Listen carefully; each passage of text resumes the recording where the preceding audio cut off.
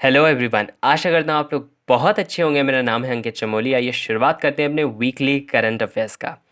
आज जो हम टॉपिक्स डिस्कस कर रहे हैं उसमें हम सबसे पहले जानेंगे इसरो के बारे में, that is Indian Space Research Organisation. उसके बाद हम बात करेंगे एनुअल टीबी रिपोर्ट की। नेक्स्ट हम देखेंगे ईएजी एंड एफएटीएफ।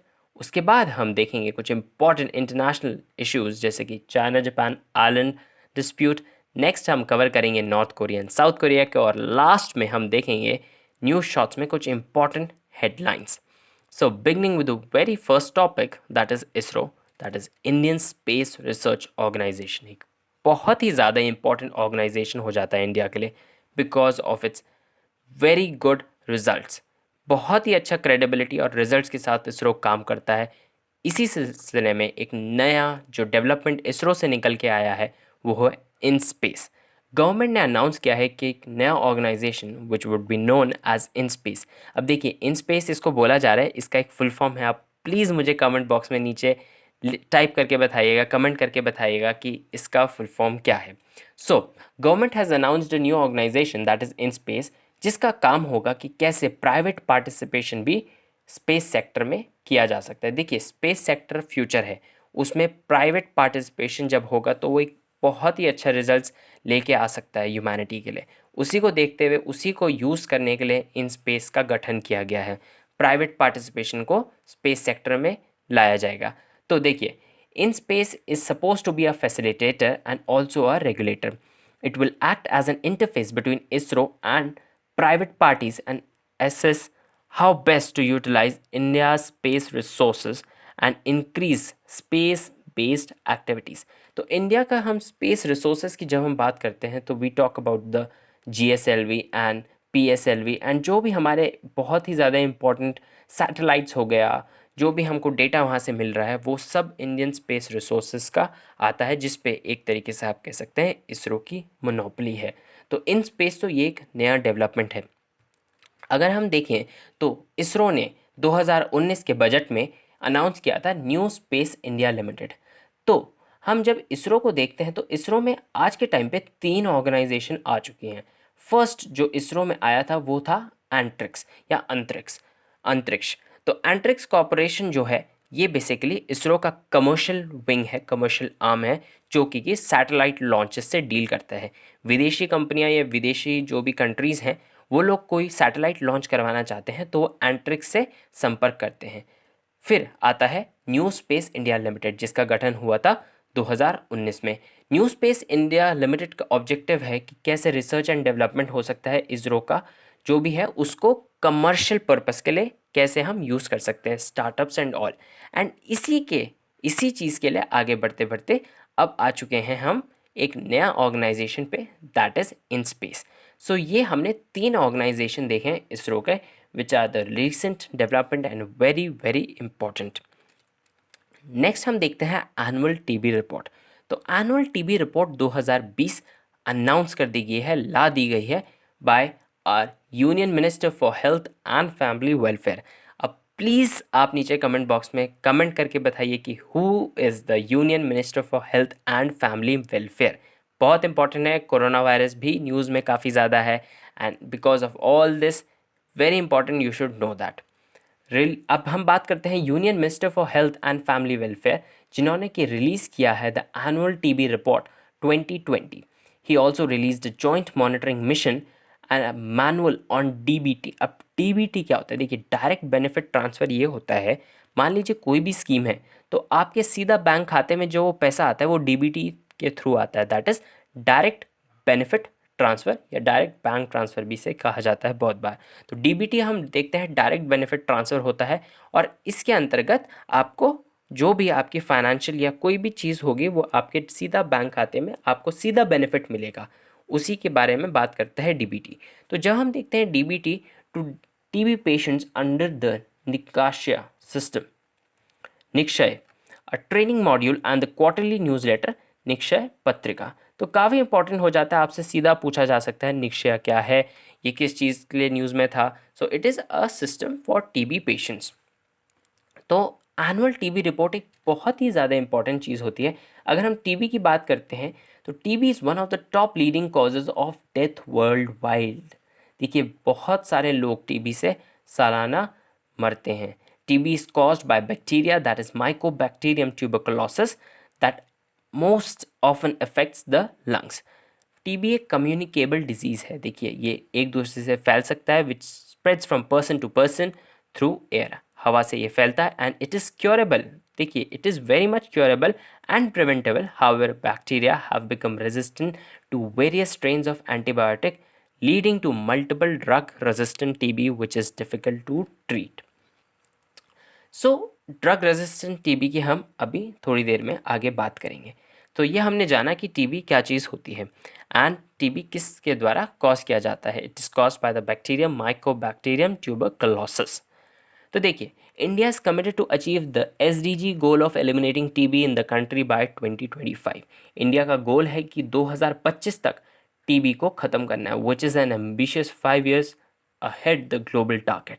तो आपसे पूछा जा सकता है जो वर्ल्ड का टारगेट है वो है 2030, कि 2030 तक वर्ल्ड में ख़त्म करना है टीबी को, एंड भारत का जो टारगेट है वो 2025 है।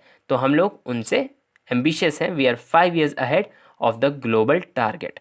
In order to achieve the target and align with the SDG, the existing program revised National Tuberculosis Control Program एक RNTCP चलाया गया है, has been upgraded, इसको अपग्रेड किया गया है to intensified national tuberculosis elimination programme NTEP।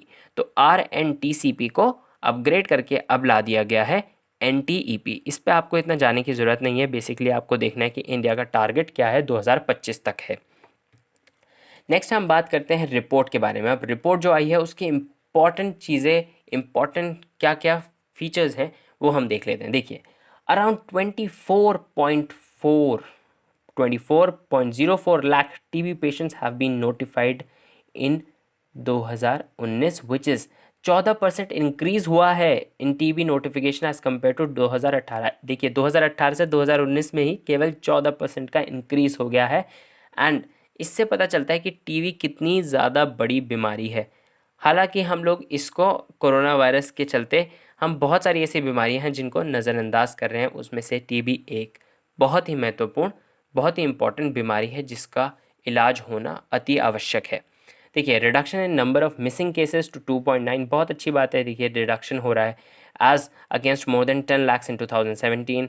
अब हम बात करते हैं due to easy availability of molecular diagnostics the proportion of children diagnosed with TB increased to 8% in 2019 compared to 6% in 2018।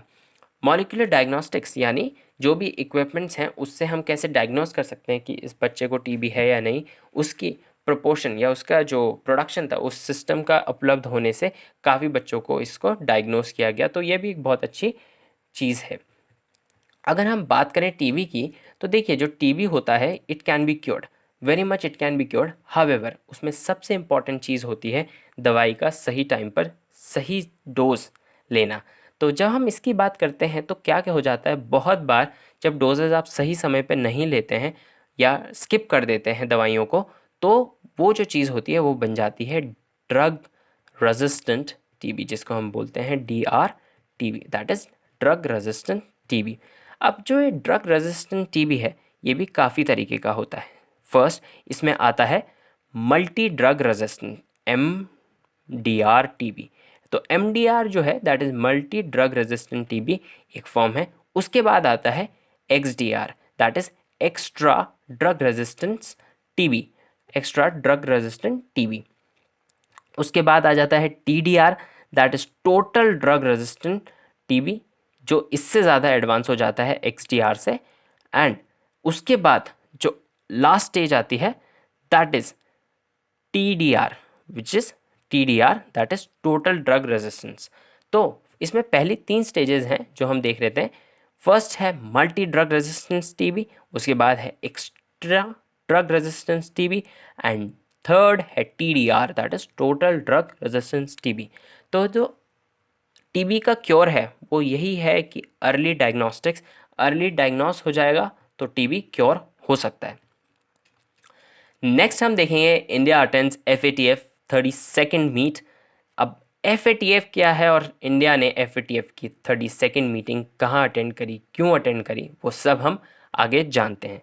तो देखिए India attended the virtual 32nd Special Eurasian Group on Combating Money Laundering and Financing of Terrorism, जिसको हम बोला जाता है EAG। इसकी meeting हुई under the FATF। तो FATF ने एक ऑर्गेनाइज करी मीटिंग विच इज़ EAG। तो EAG क्या है? देखिए, EAG is a regional body comprising 9 countries. इसमें 9 कंट्रीज़ हैं, जिसमें से इंडिया भी एक इम्पॉर्टेंट मेंबर है। India, Russia, China, Kazakhstan, Kyrgyzstan, Tajikistan, Turkmenistan, Uzbekistan and Belarus. तो ये जो 9 कंट्रीज़ हैं, ये काफ़ी इंपॉर्टेंट है and it's a regional body comprising these 9 countries. Established in 2004, it is an associate member of FATF। तो देखिए, जो ये मीटिंग हुई है, इसमें जो मेन फोकस था कि कैसे मनी लॉन्ड्रिंग को रोका जा सकता है एंड फाइनेंसिंग ऑफ टेररिज्म का भी इसमें ज़िक्र हुआ है।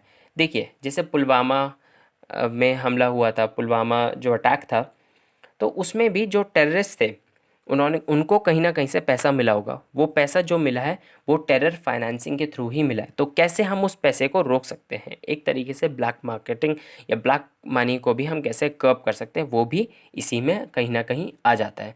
तो हम जब बात करते हैं FATF के बारे में, जो कि बहुत ही इंपॉर्टेंट ऑर्गेनाइजेशन है, financial action task force, also known by it's French name. अब फ्रेंच नेम मैं इसका बोलूँगा नहीं क्योंकि मुझे इसका प्रोनाउंसिएशन नहीं आ रहा है। एंड इसका बट जो काफ़ी बार आपसे क्या हो जाता है, जैसे फ्रेंच ऑर्गेनाइजेशंस इनका नाम तो हो जाता है, बट इनका जो एक्रोनिम है वो आपसे पूछा जा सकता है। तो FATF की जगह आपके सामने गैफी भी लिखा हो सकता है। तो हम जब FATF की बात करते हैं, इसका फॉर्मेशन हुआ था 1989 में, आज से 31 साल पहले। एंड इसका पर्पस जो है वो है combating money laundering and terrorist financing. Headquarter है पेरिस, फ्रांस में। एंड रीजन ये सर्व करता है वर्ल्ड वाइड। इसके 39 मेंबर्स हैं। तो देखिए, FATF की शुरुआत हुई थी G7 के द्वारा 1989 में। तो जो ये 1989 में जब इसकी शुरुआत हुई, FATF में फर्स्ट ऑफ ऑल पहले जो इसका काम था वो केवल था फाइनेंशियल जो फ्रॉड्स हो रहे थे उनको देखना। 2001 में जब वर्ल्ड ट्रेड सेंटर पर अटैक हुआ, तो उसके बाद से इसने अपना ऑब्जेक्टिव और इंक्रीज़ किया, स्कोप इंक्रीज़ किया, और टेररिस्ट फाइनेंसिंग भी इसमें शामिल करी गई थी। तो ये हमने जाना FATF के बारे में। अब बात करते हैं, Japan has approved a plan to change the name of the area having covering the Tokyo controlled Senkaku Islands, known by Taiwan and China as the Ryukyus, from Tonoshiri to Tonoshiro Senkaku। तो देखिए, एक islands हैं, basically China and Japan के बीच में एक island dispute है, ज़मीन को लेके विवाद है। ये जो आइलैंड डिस्प्यूट है, इस आइलैंड में का नाम जो है जापान कहता है उसके हिसाब से सेनकाकू है। पीपल्स रिपब्लिक ऑफ चाइना कहता है इसका नाम डायोक्यू है। तो जो ये नाम है, इनका नाम प्रोनाउंसिएशन फिर से मैं कह रहा हूँ गलत हो सकता है, बट आपको इसमें देखना है सेनकाकू बहुत ही ज़्यादा न्यूज़ में है, तो आपसे पूछा जा सकता है कि ये आइलैंड्स कहाँ लोकेटेड हैं। तो जैसे तैसे आप इसको प्लीज़ रिमेंबर रखिएगा, इसको याद करने की कोशिश करिएगा। तो देखिए, ये जो आइलैंड डिस्प्यूट है ये चाइना और जापान के बीच में था। रिसेंट डेवलपमेंट क्या हुआ है, जैसे जैसे चाइना और इंडिया का जो गलवान घाटी में स्टैंड ऑफ बढ़ रहा था, उसी समय अभी रिसेंटली जापान ने क्या किया है, उसने इस आइलैंड का नाम चेंज करके इसको कर दिया है तोनोशिरो सेनकाकू आइलैंड। तो इससे चाइना जो है वो काफ़ी ज़्यादा जापान से चिढ़ गया है, उसने अपनी नेवी को इधर वापस भेज दिया है, उसने डिप्लॉय कर दिया है इस तरफ। वो क्लेम करता है चाइना कि वो ये इनका लैंड है, जापान बोलता है नहीं ये उनका लैंड नहीं है, ये जापान का लैंड है। तो ये है चाइना और जापान के डिस्प्यूट के बारे में। अब हम देखते हैं नॉर्थ कोरिया के बारे में। देखिए, नॉर्थ कोरिया के बारे में अब क्या बोलें, किम जोंग उन का कुछ भरोसा नहीं होता है वो कब क्या कर ले। तो अब हम बात करते हैं नॉर्थ कोरिया और साउथ कोरिया की। तो देखिए, सबसे पहले नॉर्थ कोरिया और साउथ कोरिया के बीच में आपको एक चीज़ ध्यान रखनी है, 38th पैरेलल। 38th पैरेलल क्या है? देखिए, 38th पैरेलल वो लाइन है जो नॉर्थ कोरिया को और साउथ कोरिया को डिवाइड करती है। इसको बनाया गया था वर्ल्ड वॉर 2 के बाद में। तो ये एक तरीके से डिमार्केशन, एक लाइन है, बेसिकली लैटिट्यूड जो है 38th पैरेलल जो यहाँ से गुजरता है, उसको मान लिया गया वो नॉर्थ कोरिया को डिवाइड करेगा और साउथ कोरिया को सेपरेट करेगा। तो 38th पैरेलल ये हमने देखा। अब अगर हम बात करें नॉर्थ कोरिया और साउथ कोरिया के बॉर्डर के बीच में, उसमें आता है DMZ, that is demilitarised zone. इसमें क्या है कि कुछ समय तक इस एरिया से और इस एरिया के बीच में कोई मिलिट्री एंगेजमेंट नहीं है। बट आपको ये जान के हैरानी हो सकती है कि दुनिया के हाईएस्ट गार्डेड बॉर्डर्स में से एक है नॉर्थ कोरिया और साउथ कोरिया का बॉर्डर। तो नॉर्थ कोरिया और साउथ कोरिया के बॉर्डर के बाद जब हम बात करते हैं तो इसमें एक विलेज आता है, एक टाउन आता है जिसको हम बोलते हैं कायसोंग। अब जो ये कायसोंग है, यहाँ साउथ कोरिया ने डेवलप किया था नॉर्थ कोरिया के साथ मिलकर inter Korean joint licence office. इसमें बेसिकली कैसे कैसे साउथ कोरिया और नॉर्थ कोरिया कोऑपरेट कर सकती हैं, कैसे एक दूसरे कंट्रीज़, देखिए कल्चर तो एक ही जैसा है, सब कुछ एक ही जैसा है, हाउएवर डिविजन्स हो चुके हैं। अब उस डिविजन्स को कैसे हम बाहर ला सकते हैं, कैसे एक अच्छी डेवलपमेंट कर सकते हैं, उस अंदेशे से साउथ कोरिया ने नॉर्थ कोरिया में ये ऑफिस स्टार्ट किया। हाउएवर किम जोंग उन को गुस्सा आ गया और उन्होंने इस पूरे ऑफिस को, जो ये पूरा कंस्ट्रक्शन हुआ था, उसको पूरा तहस नहस कर दिया, बम से उड़ा दिया। So liaison office with South Korea in Kaesong industrial complex, North Korea ने इसको ब्लो कर दिया, इसको बम से इसको पूरा ख़राब कर दिया। तो ये है नॉर्थ कोरिया और साउथ कोरिया की बात। अब हम बात करते हैं इम्पॉर्टेंट न्यूज़ शॉट्स के बारे में। अब देखिए, union cabinet has given its approval for the declaration of Kushinagar airport in UP as an international airport. काफ़ी इंपॉर्टेंट हो जाता है क्योंकि रिसेंटली काफ़ी सारे एयरपोर्ट्स भारत सरकार ने इंटरनेशनल एयरपोर्ट्स स्टार्ट करे हैं और काफ़ी सारे एयरपोर्ट्स को ऑपरेशनल भी किया है। सो खुशीनगर एयरपोर्ट कहाँ पड़ता है? यूपी में पड़ता है एंड इसको बना दिया गया है इंटरनेशनल एयरपोर्ट। नेक्स्ट हम देखते हैं उर्जित पटेल के बारे में। उर्जित पटेल, जैसे आपको पता होना चाहिए, 18 महीने पहले कम से कम अर्लियर ही वॉज द RBI गवर्नर। तो इनको रिसेंटली अपॉइंट किया गया है as the chairman of NIPFP, that is national institute of public finance and policy. अब national institute of public finance and policy क्या है? It is an India's think tank for economics. जो भी economics में trade होगा, economics के बारे में जो भी कुछ सोच होगी, वो NIPFP उसका थिंक टैंक है। थिंक टैंक जैसे नीति आयोग है, वैसे ही थिंक टैंक एक NIPF है, जिसका काम है, NIPFP का काम है इकोनॉमिक्स से रिलेटेड इश्यूज़ के ऊपर अपनी राय प्रस्तुत करना, जिसको स्टार्ट किया गया था मिनिस्ट्री ऑफ फाइनेंस द्वारा और उस समय के planning commission and some state governments. इसकी शुरुआत हुई थी 1976 में। तो NIPF का जो अपॉइंटमेंट हुआ है चेयरमैन का, वो हुआ है उर्जित पटेल जी का, who was the earlier RBI governor. अच्छा, आप प्लीज़ कमेंट बॉक्स में ये बताइएगा who is the present RBI governor. चलिए नेक्स्ट देखते हैं। After spending a decade as the head of national नहीं London stock exchange UK's division, Nikhil Rathi has been appointed as the CEO of the financial conduct authority. तो देखिए, ये news इतना महत्वपूर्ण ना हो, बट निखिल राठी से रिलेटेड एक इम्पॉर्टेंट टॉपिक है मसाला बॉन्ड्स, क्योंकि इन्होंने इसकी शुरुआत में, इसके इम्प्लीमेंटेशन में अपना काफ़ी अहम योगदान दिया। तो देखिए, मसाला बॉन्ड्स क्या है, आपसे पूछा जा सकता है मसाला बॉन्ड्स क्या है। तो मसाला बॉन्ड्स बेसिकली, जैसे कि आप समझ सकते हैं मसाला बॉन्ड्स, अब इसमें मसाला तो क्या है, इसमें मसाला ये है कि जैसे कि विदेशों में जो भी बॉन्ड्स इशू होंगे, देखिए बॉन्ड्स क्या है, एक फाइनेंशियल इंस्ट्रूमेंट है, लोग बॉन्ड्स में इन्वेस्ट करते हैं। तो विदेशों में, जैसे कि भारत सरकार ने इसकी शुरुआत करी थी कि विदेशों में, फॉर एग्जांपल आप अमेरिका में रहकर इंडिया में इन्वेस्टमेंट करना चाहते हैं, तो आप अमेरिका में मसाला बॉन्ड्स खरीद सकते हैं। मसाला बॉन्ड्स जो हो गया, उसकी वैल्यू जो होगी इंडियन करेंसी में ही होगी। तो ये विदेशियों, जो विदेशी लोग हैं, उनके लिए एक फाइनेंशियल इंस्ट्रूमेंट का काम कर रहा था। इसको हमने बोला मसाला बॉन्ड्स। तो इसका जो इम्पोर्टेंट इम्प्लीमेंटेशन में इसका रोल था, इसको लाने में, इसको फैलाने में, उन व्यक्ति का नाम है निखिल राठी जी। तो अब हम आगे देखते हैं। अ study commission by ministry of rural development has observe that the सांसद Adarsh Gram Yojana has not made any significant impact and that in the current format. देखिए, 2014 में एक स्कीम, एक योजना स्टार्ट करी गई थी, सांसद आदर्श ग्राम योजना, जिसमें जो मेंबर ऑफ पार्लियामेंट्स हैं उनको आइडेंटिफाई करना था एक ग्राम पंचायत जिसको वो डेवलप करेंगे एज एन आदर्श ग्राम। तो मिनिस्ट्री ऑफ रूरल डेवलपमेंट ने एक स्टडी करी और पाया कि इस स्कीम से अभी तक कोई ऐसा इम्पैक्ट नहीं मिला है, कोई एक अच्छा इससे आउटकम नहीं जनरेट कर पाई है सरकार या इस योजना के तहत।